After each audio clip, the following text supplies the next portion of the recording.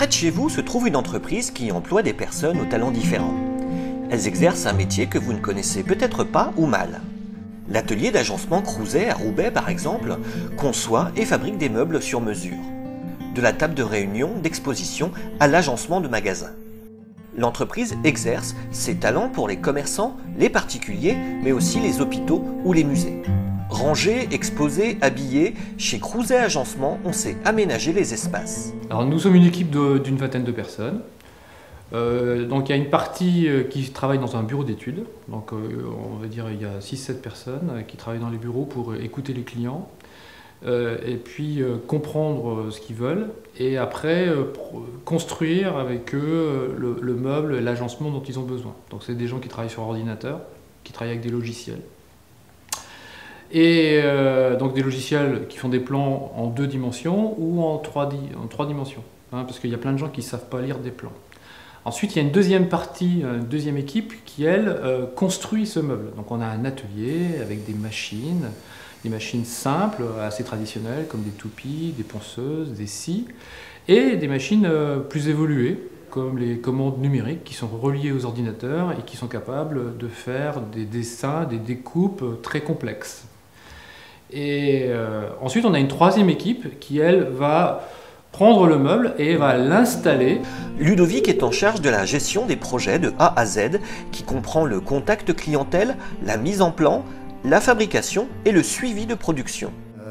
Le chantier sur lequel je suis en ce moment, il y a eu une phase de clientèle par le biais de rendez-vous de chantier.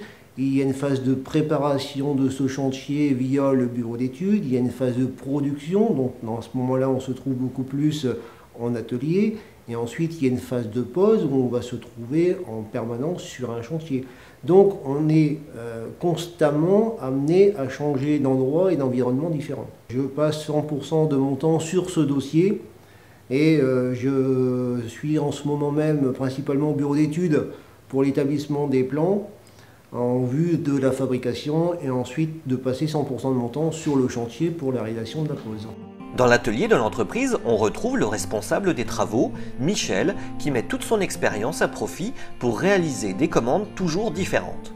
C'est un beau métier parce que à chaque fois on découvre d'autres choses et puis on a le plaisir de fabriquer, de réaliser des belles choses pour satisfaire nos clients. Donc ça part d'une page blanche ou d'un plan qu'on reçoit du bureau d'études.